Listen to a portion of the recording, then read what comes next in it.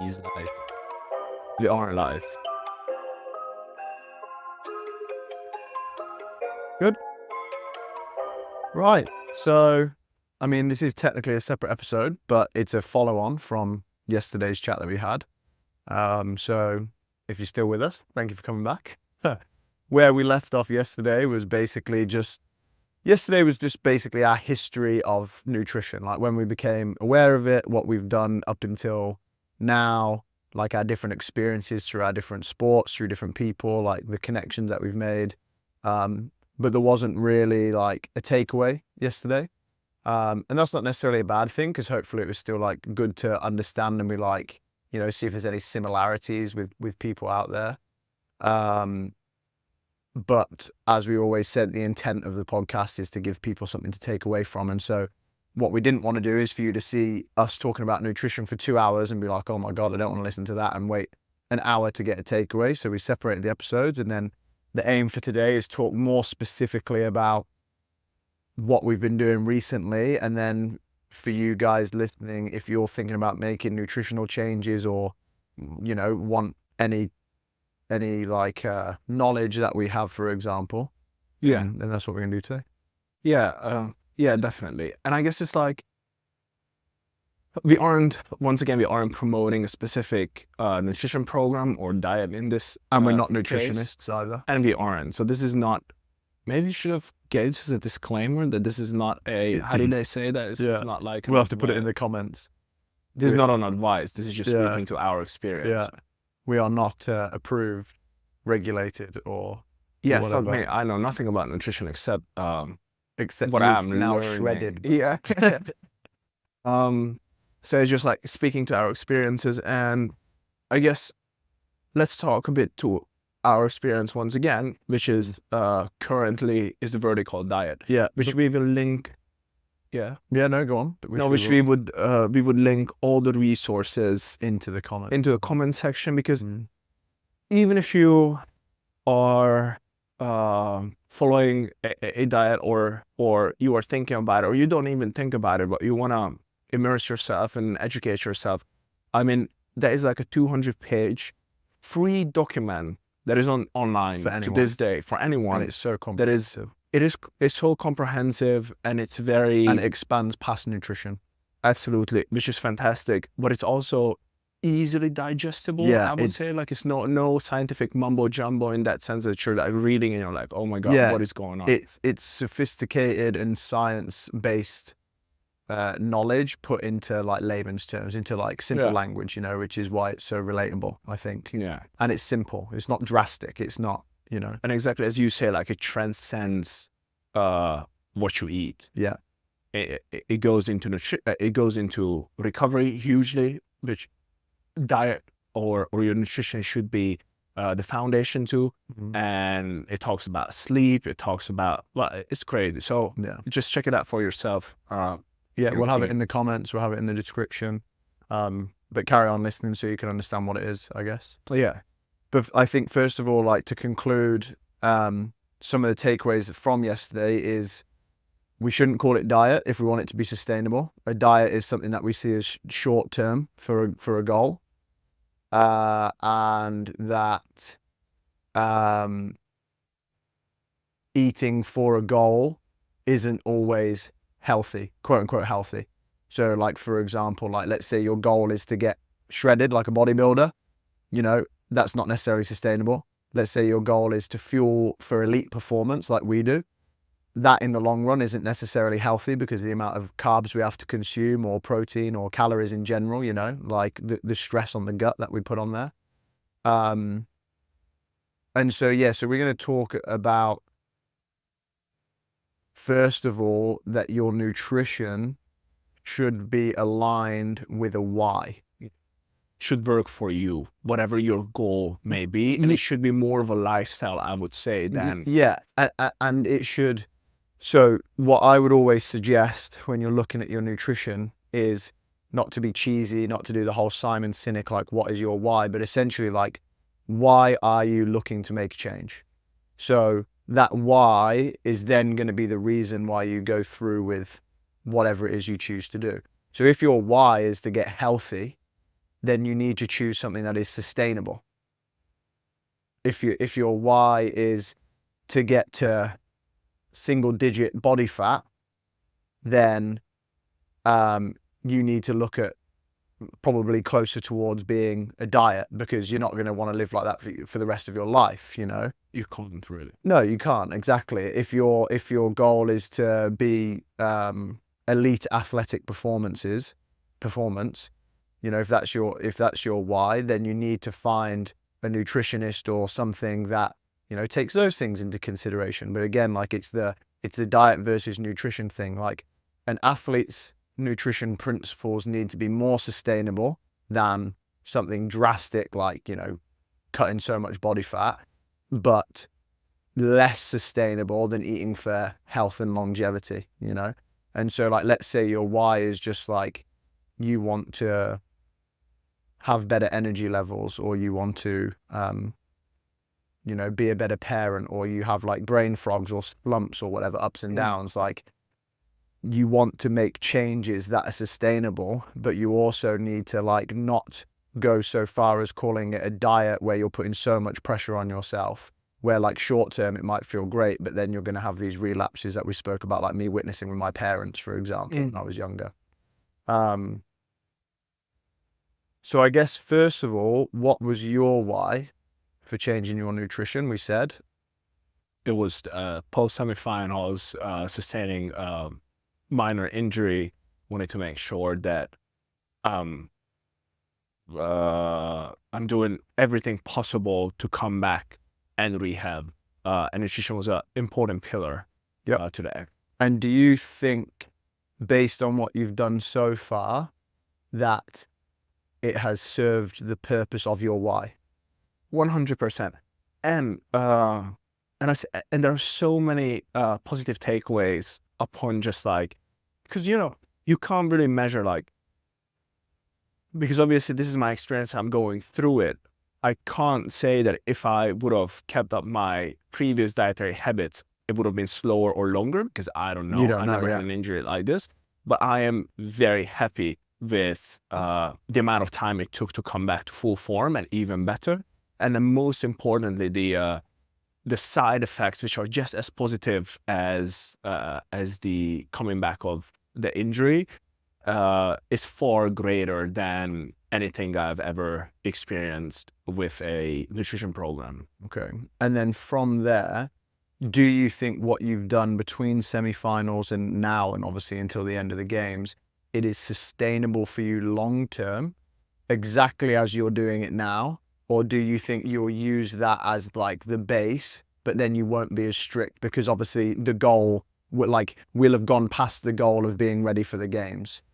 You know, like, is it sustainable in terms of like the premise of the vertical diet, which we will go through, I promise? Is that something that you're going to use going forward, or that you're just happy to use for the goal of this season?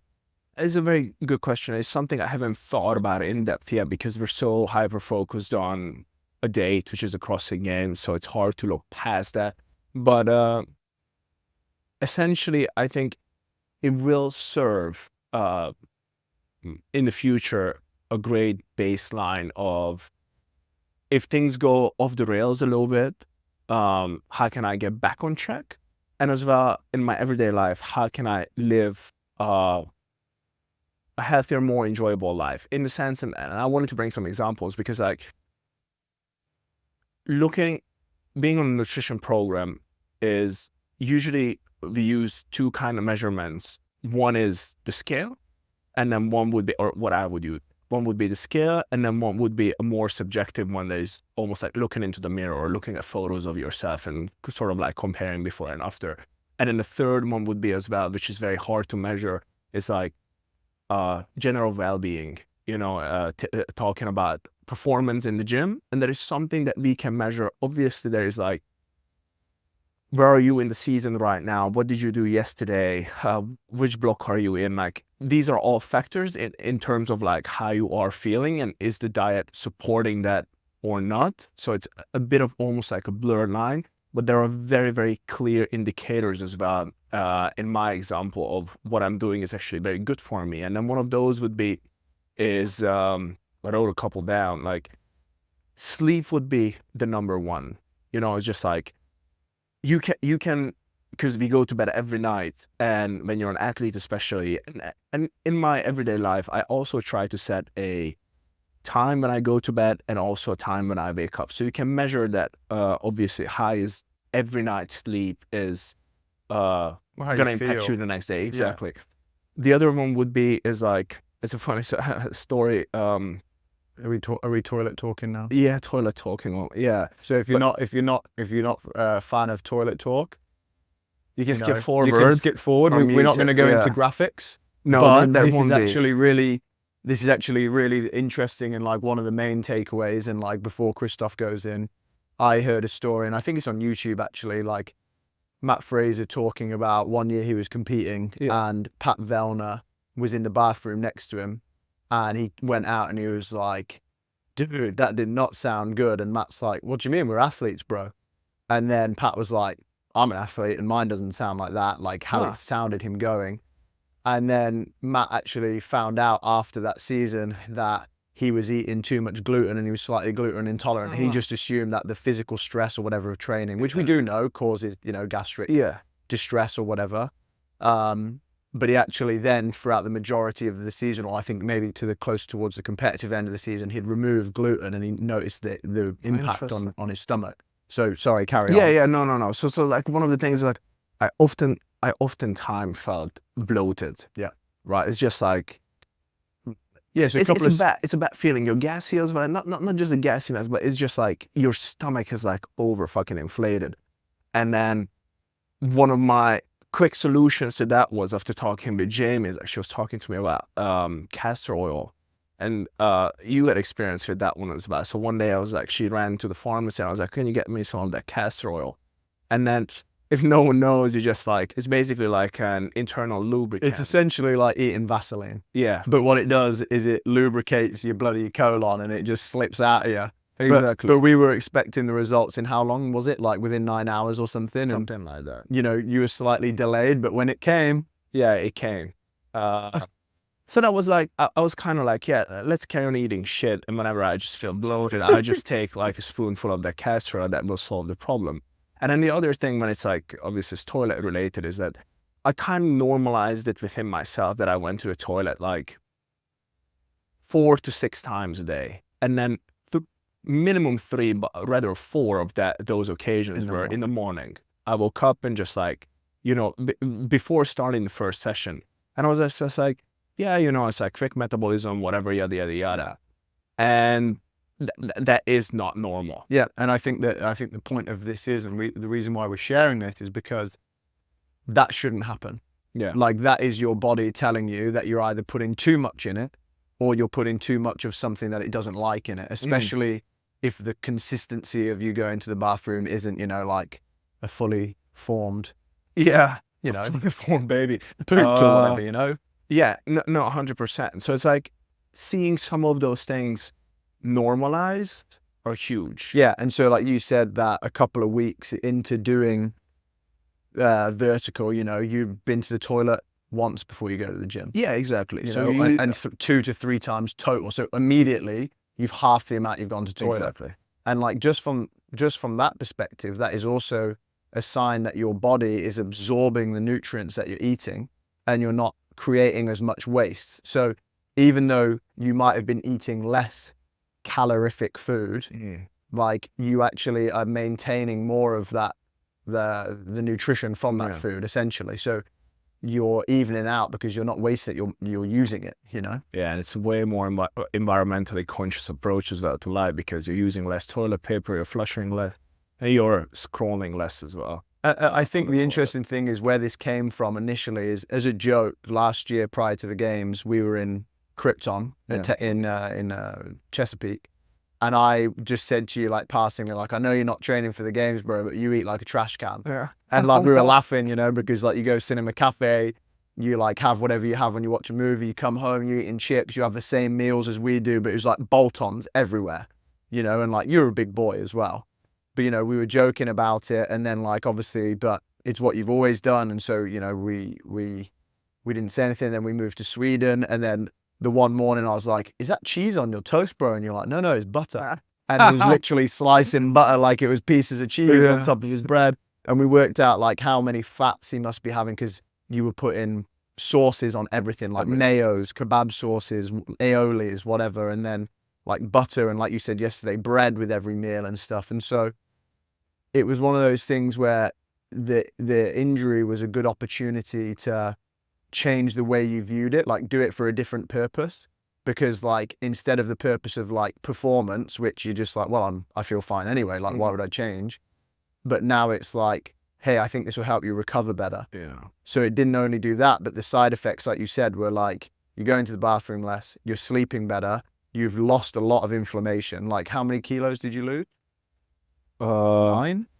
Not 9, but it's like 7. Yeah. So you know, 7 kilos, like that's a 14 pound wall ball, yeah. you know, 15 pound dumbbell. Yeah. And it was also gradual. And you know, it's like, it's one of those when you're like, you start for a specific reason. I started for a specific reason, and you see so many benefits. You sort of like educate yourself, and you go through this experience, and you really want to make sure that you're paying attention to those signs that your body's telling you. And then, like, that was an interesting one, because right after semifinals, I had 2 weeks, almost 3 weeks of very, very strict diet. Yeah. And then I was eating as well. I was a bit probably in a caloric deficit as well, but it was fantastic because it was sort of like a catalyst to the whole thing. It was almost like spring cleaning my gut and my body a little bit. And also, I think you also said as well, like, as an athlete who's always fueled, like eaten, Yeah. you said it was actually quite a nice feeling to feel hungry again. You know, like, it's like a very human feeling to actually be hungry, because you hadn't felt that hunger in a long time. But then also, you then start to appreciate the good food you have. Not good food, but you appreciate the flavors of food more. 100%. Then you're not trying to suffocate it with sauces and all kind of weird seasoning. And then you focus on, I always believe that I ate quality ingredients, obviously not the Snickers bars, or not Snickers bars, but whatever chocolate I ate. But in terms of like meats and carbohydrates and fat, like, we always made sure that they're buying quality ingredients, but then just like suffocated with like sauce. It's sort of like, and I think that the main thing as well is like, when you're talking about eating for athletic performance, you don't have to be the cleanest of clean all the time, but it's like, it's kind of that just being conscious of what you're putting in your body and why you're putting it into your body. Because, you know, like,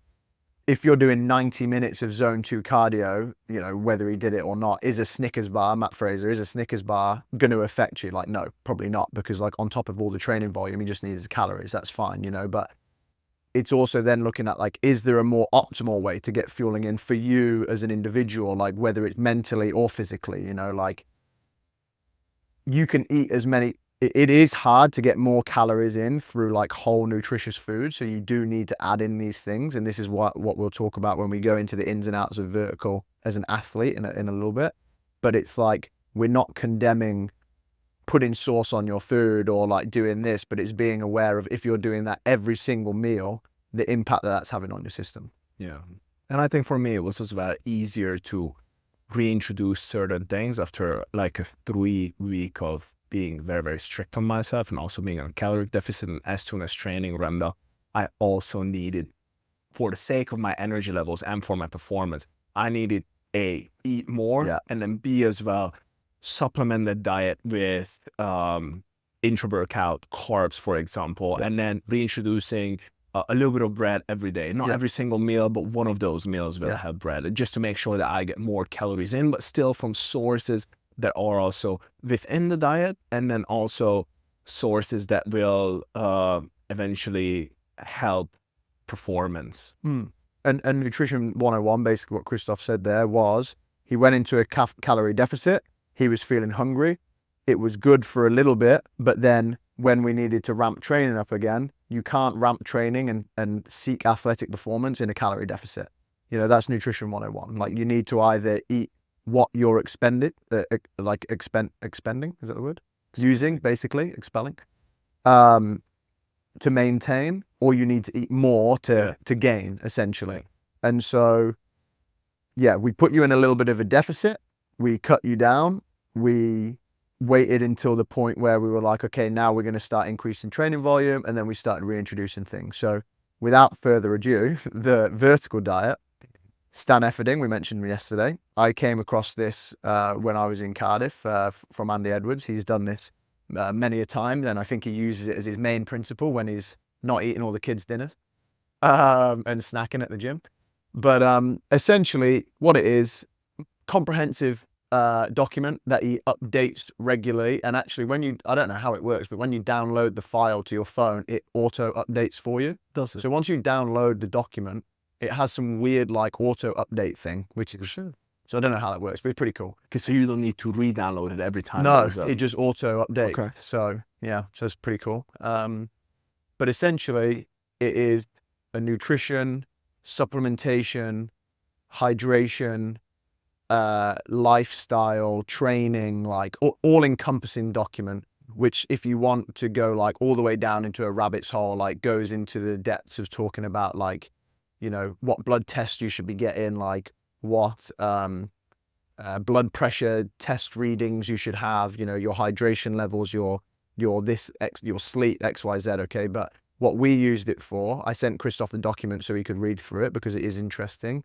But what we used it for is it is essentially a nutrition program based on eating as minimal, eating all of the macro and micronutrients that you need in as minimal,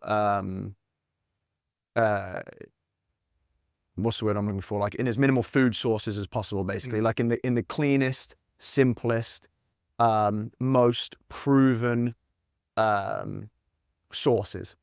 So it's still like enough variety in there. yes, yeah, no, there's plenty. It's not just like 3 things you can. Yeah, there's plenty of variety, but the whole premise of it is like, for example, let's talk about vegetables.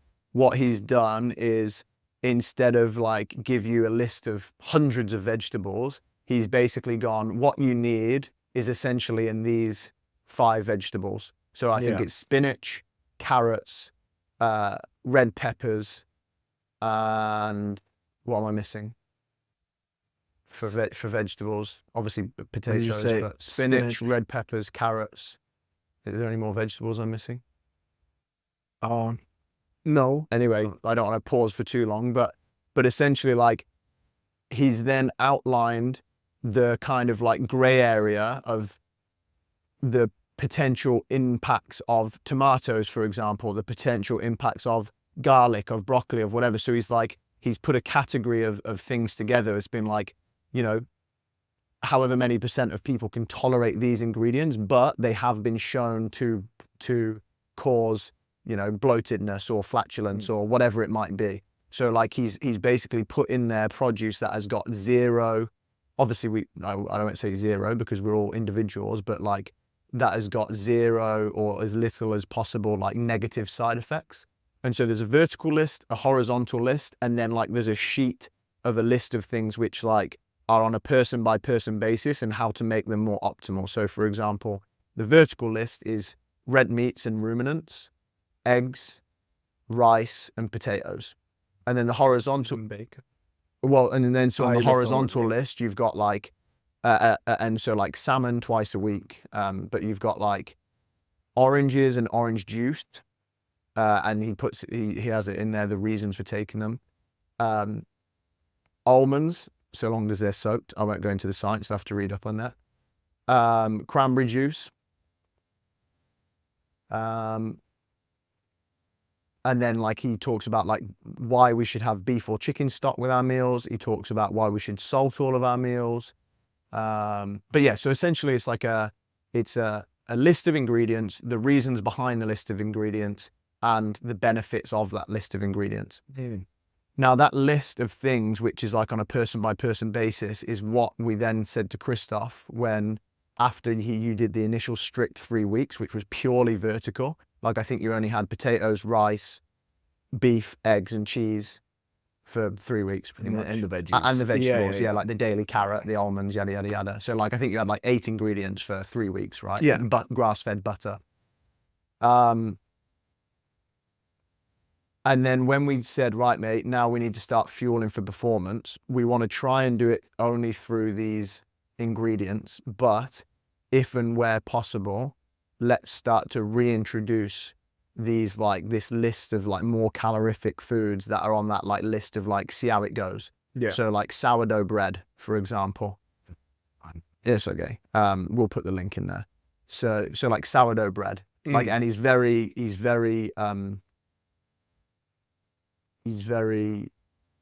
he makes sure that it's sourdough, you know, and he says why it's sourdough and like the fermentation process and whatever. He said like oats, like if you're going to have oats, you've got to try and soak them to release, I think it's phytic acid or something like that.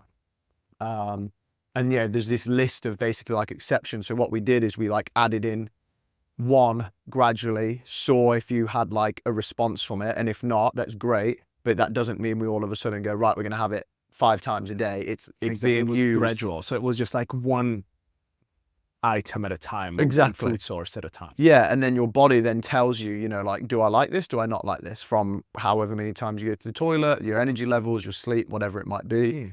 But then we also said, right, so now we've got an extra string to our bow because you can have 1 serving per day of sourdough bread with whatever we want on it to increase your calories. So that's like an extra benefit variety or whatever. And we kind of just went through that, didn't we? And like, I personally have used it as well because it's simple, you know, like I know everybody likes to say like, oh, but I can't do that because there's no variety. But the way I see it is it's like you can work as hard or as little as you want to make something exciting or not, you know, like I agree not everybody can eat plain rice, chicken, whatever every single day. Some people need variety. Yeah. But what I believe in is going back to that why, we need to look at why we're doing a nutrition plan. And so, and I've done a post on this before, it's like, if you really want something and you really do want something and you don't just think you want it. So let's use the example of getting lower % body fat or whatever. A lot of people think they want lower body fat, but they're not willing to do what it takes to get there. And look, there's more than one way to skin a cat. I'm not saying everybody needs to starve themselves to get shredded. That is not what I'm saying. That is not what a good nutritionist would say. But personally, I believe that if you want something and there is a way to get there, no matter how hard it is, like an actual, like not a cheat code, shortcut, whatever, like a path to get there, you will do it. So if you do want to say in 12 weeks, I want to drop this many kilos, this many % body fat, you can do that in a healthy way by eating plain food for 12 weeks and you'll get the result that you want. Now, when you get there, that is when you need to decide, okay, how am I now going to make a nutrition choice that is sustainable? And so, for example, like what we've done with Vertical is we've made Vertical sustainable by adding these extras based on our preferences. So out of season, we might be a little bit looser. And this is why I asked if you think you'll be sustainable with it outside. But it's like outside of the season, I will be a little bit looser, but the principles will remain the principles. And what I mean by that is like, I will maybe eat more than 1 serving of bread a day for a certain period of time or whatever. Or, you know, I'll go out for dinner with friends, or like a couple of times a week, I'll have pasta or something. But when you're living like 80% of the time based on those principles, the goal that you work so hard to achieve is then your base. And so what you've got to think is like your base is what you're doing right now. And however many years you've been doing that, it's just going to accumulate. So you have to chip away at your base to start your new foundation, right? And this is what we're talking about sustainability is it's like you want to create a base which is so big and sustainable that even if you venture off it for a certain period of time, you've got something to come back to, you know? And as well, it shouldn't paralyze you. No. When you go out to like a friends and family gathering or whatever, like. But again, it's your why, right? Yeah. It's your why. Like it, you know, it's one of those things where it's like, it's deciding how bad you want that thing. You know, like you shouldn't beat yourself up if you just want to be a healthy human being and you're on a nutrition plan and you've got a friend's birthday at the weekend and you go have a few pints. Go have a few pints. Go have a curry. But like, it's the 6 days around that, you know, like if you, but if you want to live, if you're saying to me, you want to be shredded and you like you want it so badly, you can't say to me that you want it if on the weekend you're willing to do something that is not conducive with that. You know? And I think the reason why I want it to be sustainable is that you don't want to create a snowball effect when you are just counting down the minutes and the days until that final birthday party comes or whatever, and then you go in and you treat your body like a trash can. Like, that's why it's so important to find the nutrition program actually works for you. And to some level as well, it is enjoyable to consume the food that you're consuming.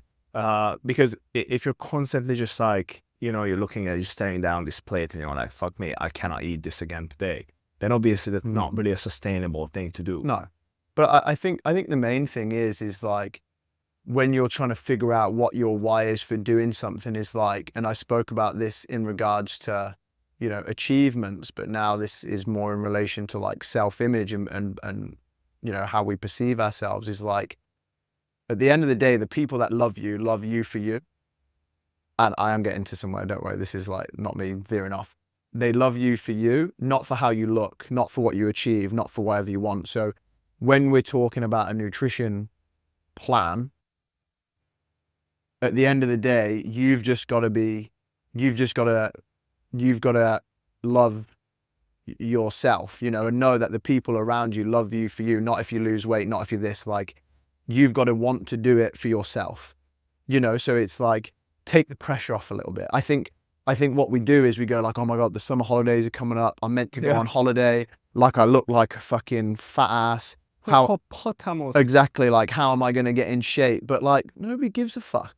Like, at the end of the day, like, if you give a fuck, that's what matters. But if you're doing it for some outside reason, here you go, I got there eventually. If you're doing it for some outside reason, that is the wrong reason. Like, at the end of the day, you've got to give a fuck about why you're doing something. Yeah. And like, from experience of helping others and helping myself, like, being, single digit body fat percentage, like, isn't all that.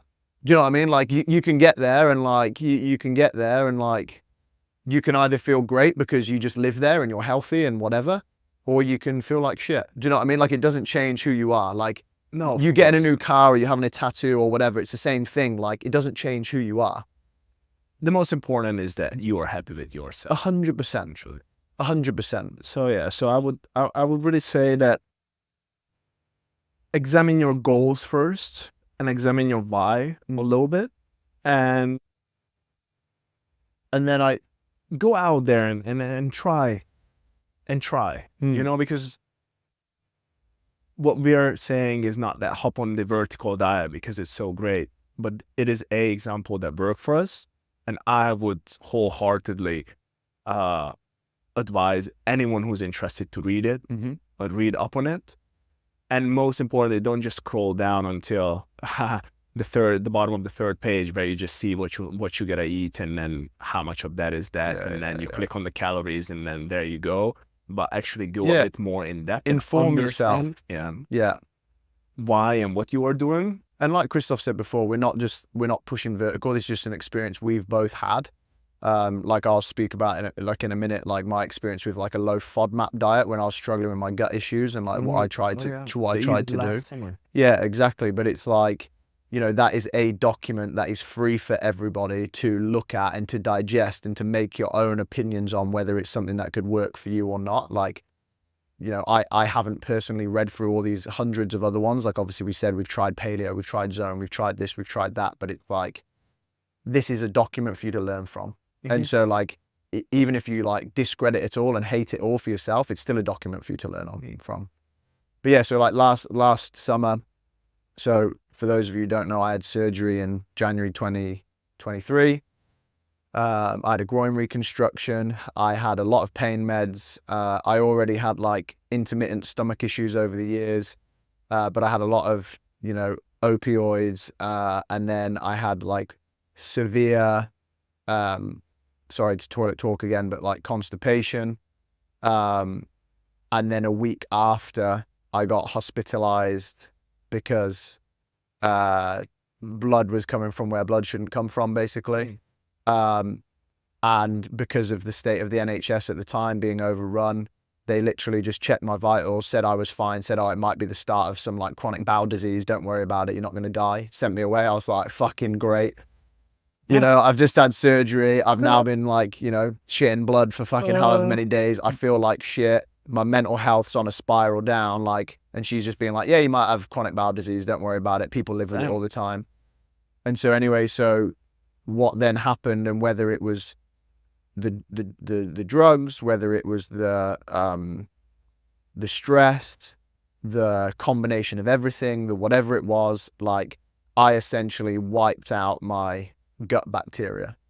And so what I started to do is, working with Liam at the time, is I started to try and like eat normally again, but like I was having like the weirdest, like, we found out they were panic attacks, but I was like having heart flutters after I was eating certain things.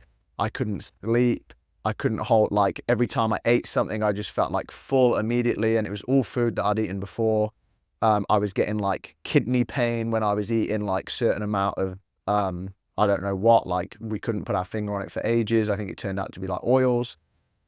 And then we were like, right, we need to strip everything back. We need to take like prebiotics, probiotics, yada, yada, yada.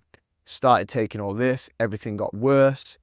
Then I found out that prebiotics are food for bacteria. Probiotics are good bacteria. So if you have an overgrowth of bad bacteria in your gut and you have lots of prebiotics, you fuel the bad bacteria. That's fucking crazy. So I was fueling bad bacteria by chucking prebiotics down me 3 times a day. So I was making it worse because I had something called a candida overgrowth, which was like a yeast, basically overgrowth, bad bacteria. That's something that shouldn't be. Yeah, essentially. Yes. So like I assume what happened is I took all the drugs that they gave me post-surgery. I had this severe constipation plus this gastric distress thing, and it basically wiped out my and the antibiotics, and it wiped out my gut flora. And then when I tried to introduce things, I had something bad in there that I didn't get rid of before I started trying to fix it. So I actually made the issue worse, which is why it prolonged for so long. That's crazy. But then when we finally found this out, we basically went FODMAP. So FODMAP is like I can't tell you monosaccharides, disaccharides, whatever. But it's basically like an elimination diet. So you cut out all potential inflammatories. So you cut out gluten, you cut out lactose, you cut out like you're trying not to to smile. Because we were in Krypton living together at a time, and man, like that was crazy. Yeah, it was a very hard part of my life, but I did it because mentally and physically I was gone. Like I was, in very dark places. And we turned up to Krypton. These guys are fueling for the games, and I'm there with like my gluten-free bread, my lactose-free yogurt. I can't have a cake on my birthday. It's fine. Like these guys were super supportive and turned it into a joke. And like one of the things we'll talk about later is like the obstacles you might face with a nutrition program. And one of the things that helps you overcome obstacles is your environment, the people that you have around you. And you know, we had a good old time, even to the point where sometimes if I did go, you know what, fuck it, let's see how the stomach's going. And like, you know, we had a joke about the bacteria in my stomach or whatever. Yeah.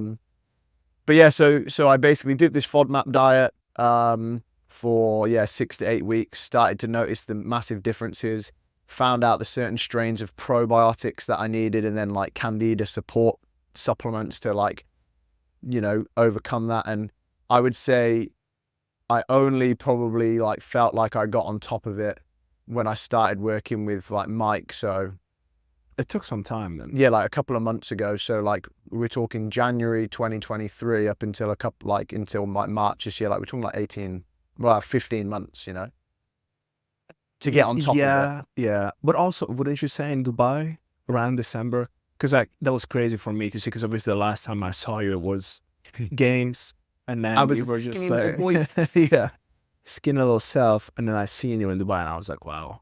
Yeah. So, yeah, I think I had overcome the mental issues. I was still struggling with like certain foods, like pinpointing what caused the certain symptoms, but I was able to at least I was able to eat again. And essentially all it was just consistency, like anything else. Like everybody wants a solution, especially for me being like, you know, ADHD. It's like when you're hyper focused on something, it's all you focus on like all the time. Like there's no off switch. And so like it was like, why can't I put my finger on it? And I had like pages and pages of notes of like, I ate this and I went to the toilet here and I did this and I did this and I did this and I did this, and like trying to put your finger on everything. So which is why the FODMAP thing was hard, but it was great because it was like, let's just remove anything that is proven to upset your stomach. And then like, if you still get an upset stomach, let's remove that, to the point where it was literally like, I ate chicken and rice like every meal, every day for everything, you know, like, and lactose-free yogurt and berries, you know, like for however long it took,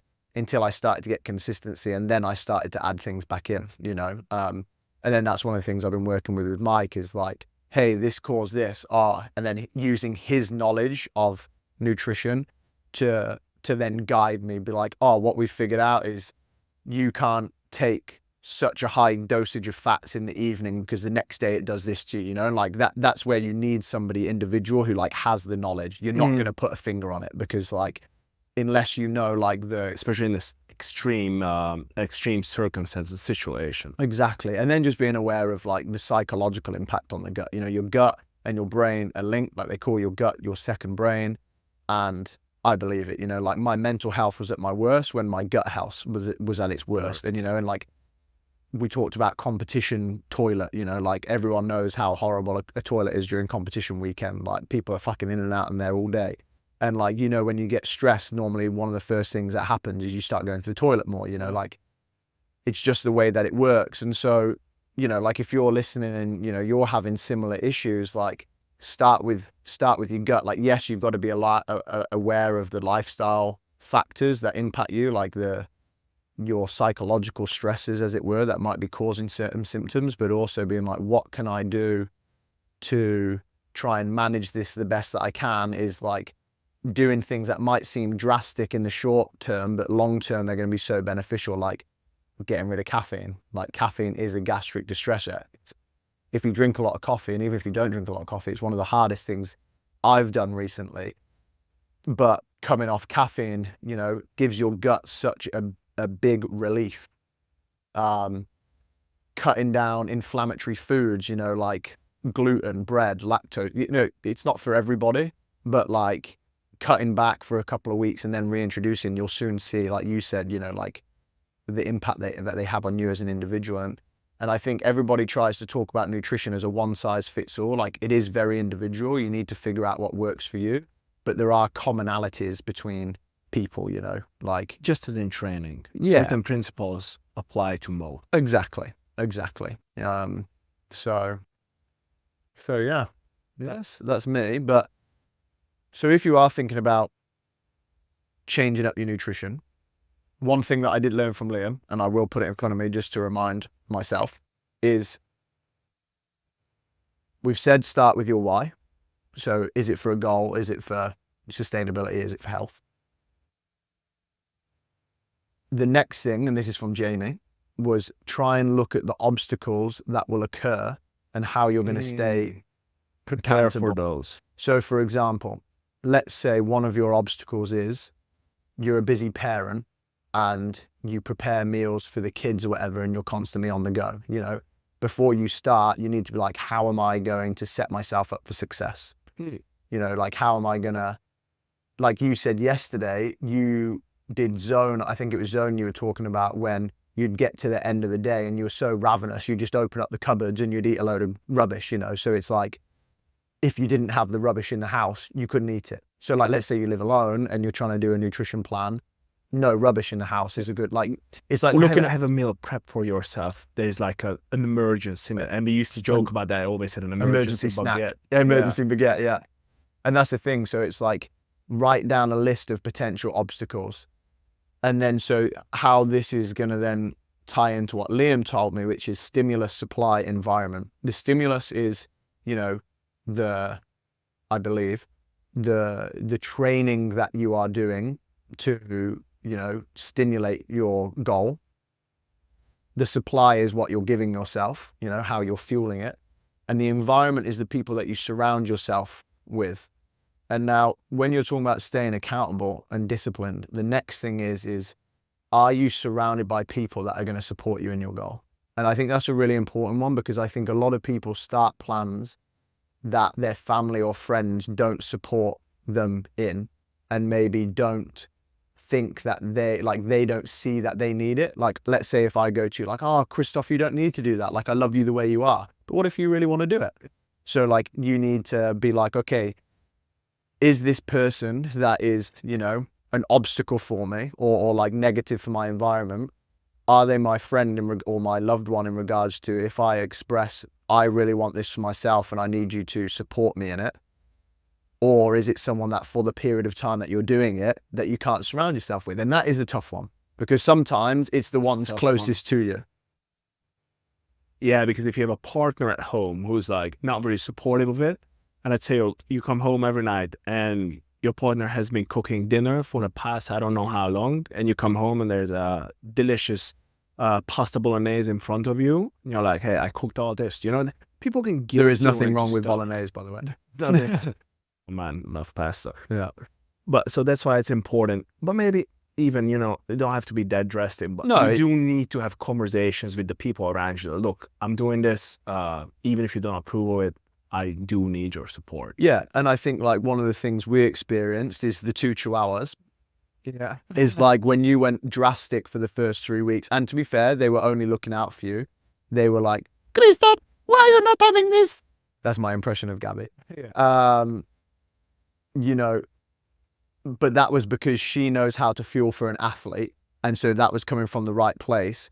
And then, so it was then up to me to say, hey, Gabs, like, we're doing this for a short period of time. And then we're reintroducing it because I know that he needs to fuel for performance, you know? And it's like creating this group of being like, oh, okay, that's why. And then there was like, after that, there was nothing, you know, like, I know it was nothing anyway, but it's like these comments can sometimes put people off and be like, you know what? You're right. I should have bread every meal. Of you course, know? and especially when you live with people, when you know people for so long, all of a sudden a change is a dietary change can be a drastic one, because they're almost like, you know, they attach that to you like, oh man, this is the guy who eats 3 pizzas every time we go out for a restaurant, and all of a sudden you sit there and you order a Greek salad. Yeah. And they go like, hey, what's going on? Or actually like think about drinking.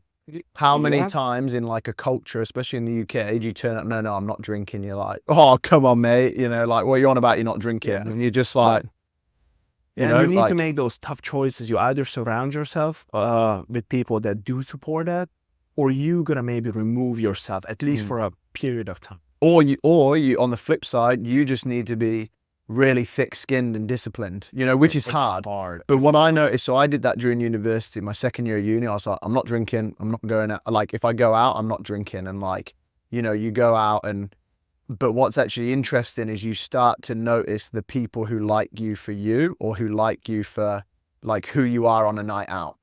You know what I mean? Because like, you go out and not drink and you're the same person, but obviously like when you drink, they might see you as more fun or whatever, you know? Or all of a sudden people can feel like you're not supportive of the group or the class, and almost like in some ways you almost you might be just putting up a mirror. Yeah. You know, that they look into and they're like, oh fuck, I was thinking about going on a diet for a while. I wanted to cut out alcohol for a while, and then why is he doing it? Man, instead of taking a turn and then looking within and then thinking about, oh, maybe it could be something that we could do together, they just go like the easier route, or more like the route that you are, the default route is like, come on, mate, let's go ahead and have that pint together. Yeah. So I think start with why, write down your obstacles, It's so important, so important. and then make sure what you're doing is aligned with your goal, and then look at who you surround yourself with, and how you're going to set yourself up for success. Anything else? We is not nutritionists, No, definitely. but we This is is not nutrition advice. but we is real.